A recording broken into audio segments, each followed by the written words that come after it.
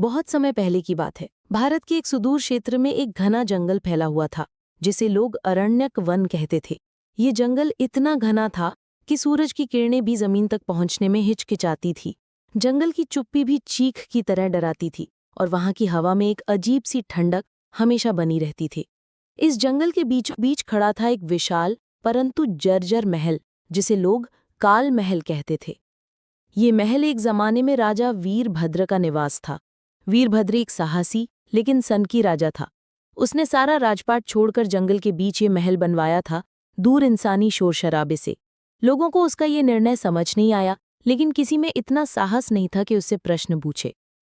राजा वीरभद्र की एक रानी भी थी, रानी पद्मिनी, जो रूप और गुण में अद्वितीय थी। पर कहते हैं उस महल में आने के कुछ ही वर्षों के भीतर रानी की रहस्यमयी मृत्यु हो गई। रानी की मौत के बाद राजा जैसे पागल हो गया, ना किसी से बात करता, ना दरबार लगाता, और फिर एक दिन वो भी गायब हो गया, बिना किसी को कुछ बताए। समय बीतता गया, पर वो महल जस का तस खड़ा रहा। फिर गांव वालों ने कहना शुरू किया कि उस महल में कुछ है।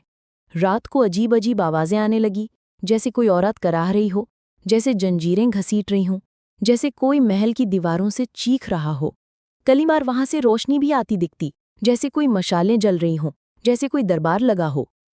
कुछ साहसी लोग उस महल की सच्चाई जानने गए, लेकिन कोई भी लौटकर नहीं आया।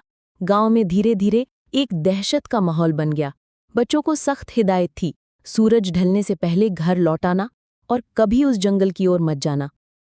कई साल बाद उसी गांव में एक नौजवान रहता था, अर्जुन, जिसे बचपन से ही रहस्यों में दिलचस्पी थी। वो पढ़ा लिखा, समझदार, लेकिन थोड़ा जिद्दी स्वभाव का था। उसने काल महल की कहानियां कई बार सुनी थी, पर वो उन्हें सिर्फ बूढ़ों की मनगढ़ंत बातें मानता था। एक दिन अर्जुन ने फैसला किया कि वो काल महल की सच्चाई जानकर रहेगा। गांव वालों ने उसे बहुत रोका, लेकिन वो नहीं माना। अगर मैं वापस ना लौटूं तो समझना, ये सिर्फ डर नहीं था, सच्चाई थी। उसने काली अमावस्या की रात मशाल लेकर जंगल की ओर निकल पड़ा। जंगल का रास्ता वैसे ही डरावना था, चारों तरफ अजीब जानवरों की आवाजें, पेड़ों की सरसराहट और एक गाढ़ा कुहासा। जब वो महल के करीब पहुंचा तो हवा जैसे थम गई। वो जगह बर्फ की तरह ठंडी लग रही थी, और फिर एक अजीब सी गंध हवा में तैरने लगी, जैसे कुछ सड़ा हुआ हो या खून की बू। महल का दरवाज़ा अपने आप खुल गया। लकड़ी की चरमराहट ने सन्नाटे को चीर दिया।